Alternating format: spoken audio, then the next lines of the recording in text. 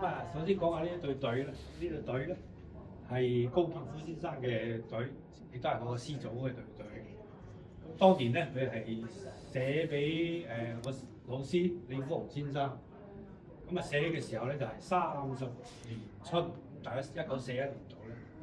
咁咧佢李福雄先生即係先師咧，佢就寫山水畫多嘅。咁一陣間我哋大家可以望下後面幅山水畫。所以咧，老師師祖咧就寫咗呢隊隊，就係得山水清氣，極天地大觀。咁咧就上聯就寫咗皇帝字畫，以山水為多，書此免之，所以證明當時係老師寫山水畫係好多。咁下聯咧就係30年春劍父。咁呢隊隊咧，咁係叫做學生證㗎啦，因為係師祖送俾老師嘅一隊學生證。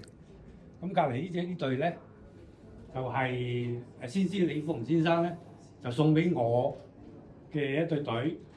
咁啊寫住清閒畫景，勇逸詩情。咁啱啱用清勇2個字就冚咗我個名。咁呢個亦都係我個學生證啦。咁即係老師都認咗我哋係學生，真係開心。就係呢一樣嘢。咁啊，佢嘅書法咧，我哋老師書法咧就喺碑就重啲嘅。咁佢就寫寸寶紙啊、石門頌嘅。